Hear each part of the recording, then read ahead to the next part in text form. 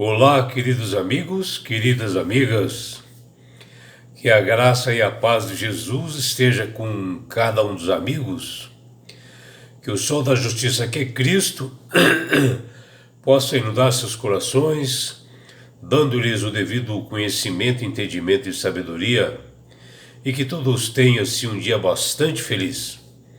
Vossa lição, e hoje domingo 9 de novembro de 2025, a lição 7 de hoje, ela tem como título Primeiro a Aliança.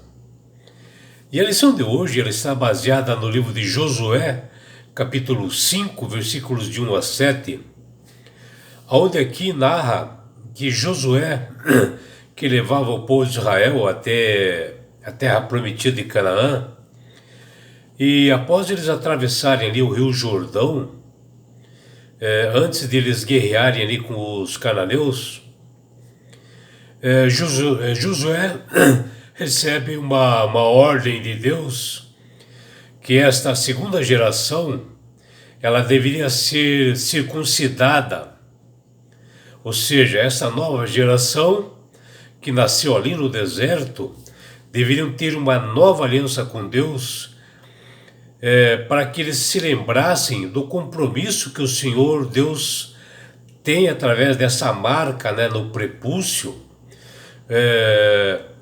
e assim seriam restaurados, através deste ato, a reprovação do Egito, né, do pecado do Israel antigo, e ali reafirmando uma nova aliança com Deus. E antes que essa nova geração pudesse se envolver em tomar a propriedade assim nova ali da Terra Prometida, esse novo território, essa nova geração ela precisava estar totalmente ciente do seu relacionamento especial com o dono do universo, o Criador e mantenedor do universo, o dono daquele território de Canaã. E a renovação do sinal da aliança veio com uma resposta ao ato miraculoso e de graça de Deus ao guiar Israel em segurança através ali do Rio Jordão. E o que nós podemos tirar dessa lição é que a nossa aliança com Deus, ela deve sempre ser uma resposta de fidelidade e de gratidão pelo que o Deus faz por nós, né? Pela vida que Ele nos dá todos os dias, pelo alimento que nos falta no nosso lar, pela casa que nós temos, pelos bens que nós temos, pelo emprego que nós temos. E nunca uma tentativa de obter benefícios por meio assim, de uma obediência legalista, né? Dentro das suas exigências, né? Esse conceito fundamental que o apóstolo Paulo fala ali para os Gálatas, porque os Gálatas insistiam em que os gentios convertidos fossem circuncidados. E como nós vemos assim claramente que Paulo fala aqui. E assim o povo de Israel, essa nova geração, eles fizeram isso para celebrar o seu relacionamento com Deus, que os havia libertado lá no Egito. Mas por que isto, né? Por que Deus pediu isto, né? Porque ele reconhecia que a batalha pertence somente a Ele, Deus, ao Senhor. E era Ele quem concedia vitórias, êxitos, né? Em toda esta caminhada e na tomada ali de Canaã.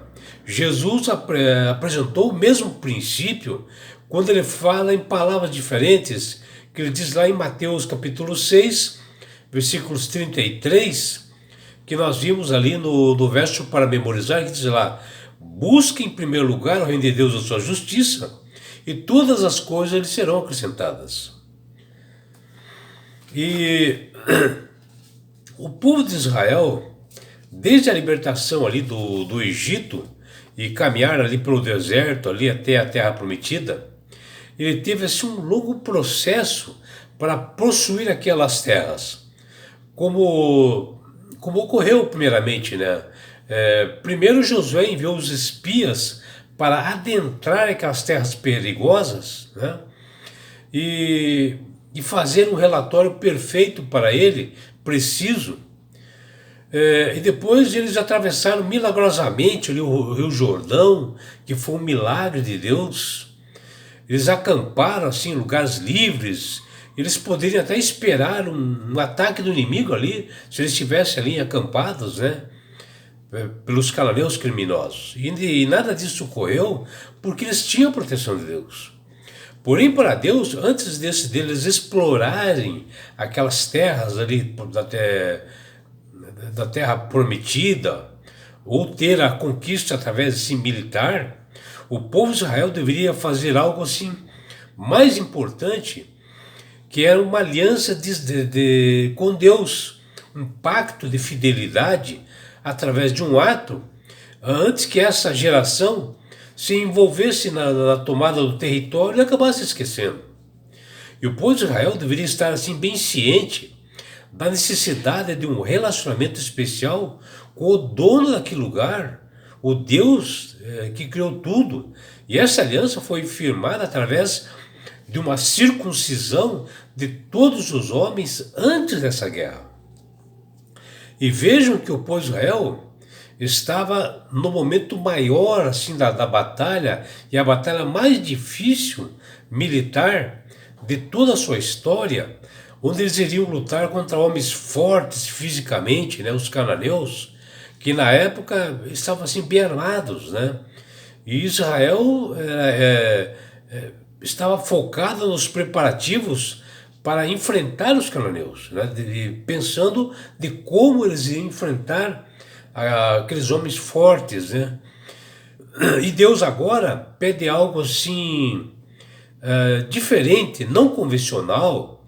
Em vez de preparar armas, cavalos e afiar espadas, o Senhor, antes de tudo isso, pede que eles se dedicassem a um ritual de circuncidação, que levaria para cicatrizar de 3 a 5 dias, que é feito no pênis, né, de cada homem.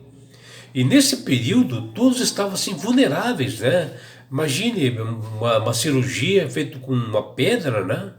E imagine, eles estavam todos debilitados ali. Eles estavam vulneráveis diante assim de um combatente terrível. Mas a fé e a confiança no Deus é quem servia essa grande esperança para o povo de Israel. E eles fizeram esse ritual para celebrar o seu relacionamento com Deus, e assim o mais importante, que seria o primeiro de toda a aliança, né? Porque a vitória já estava garantida para aquele povo. Os rituais que se desempenhavam um papel assim, bastante significativo, né? Ao marcar eventos assim, importantes na nossa vida. Mesmo hoje, assim, nos tempos modernos, nós temos rituais. E eles estão assim presentes ao longo da nossa vida, abrangendo contextos familiares, escolares, profissionais, às vezes religiosos, e serve como um lembrete para todos nós de que nós conseguimos isto, e se nós conseguimos, foi alguém que nos deu, e esse alguém é Deus. Não é por coincidência que Deus tem usado o poder ritual para transmitir os aspectos essenciais de seu plano à humanidade. E aqui nesse ritual, antes deles entrarem na Terra Prometida, a circuncisão servia como uma advertência, né? uma nota, um alerta para o povo de Israel, que a sua verdadeira identidade na comunidade da aliança era realmente o Senhor. E a remoção do prepúcio apontava de uma forma vívida, né, para a remoção do antigo status de Israel, que eles eram escravos no passado, lá do faraó, daquela desgraça do Egito, que porém agora eles tinham a escolha de servir a um Deus grandioso chamado Deus de Yahvé, que realmente poderia vencer o inimigo da melhor forma possível para eles. e que era ele, que Deus, que vencia as batalhas, e que o chamava para um compromisso total para isto. Sendo assim, agora que eles aceitaram, será sempre a primeira aliança. E é por isso, meu amigo, minha amiga, que Deus tem falado com todas as pessoas, através do poder do Espírito Santo, para aceitar a Jesus como Salvador e Senhor. Porque Jesus diz assim, ó, eu sou o caminho, a verdade e a vida. Ninguém vai ao Pai senão por mim. Está lá em João 14,6. É Jesus dizendo que ele é o único mediador entre os homens e Deus para qualquer coisa que você pedir, meu amigo, minha amiga. É Jesus dizendo que a salvação só vem através dele, mais ninguém. E Jesus é claro aqui, para você aceitar a Ele como Salvador. E quando você faz isso de coração, aceitando a Ele, a Jesus como Salvador e Senhor da sua vida, obedecendo os estatutos e mandamentos, principalmente o quarto mandamento, você ganhará de Deus algo tremendo e poderoso, um presente que chama-se salvação. E com isso, na grande volta de Jesus que se aproxima, Ele vai levar todos nós para as mansões celestiais. Que você, meu amigo, minha amiga, possa refletir nisto, que você possa lembrar dessa primeira aliança que o povo de Israel fez com Deus, onde ele marcou algo fisicamente no povo de Israel, para eles se lembrarem que eles tinham um grandioso Deus, e que nós possamos circuncidar no nosso coração os 10 mandamentos, principalmente o quarto mandamento. E que você, meu amigo, minha amiga, tenha um dia bastante feliz, inundado pelo poder do Espírito Santo. É que eu desejo, seu amigo João Carlos Amorim.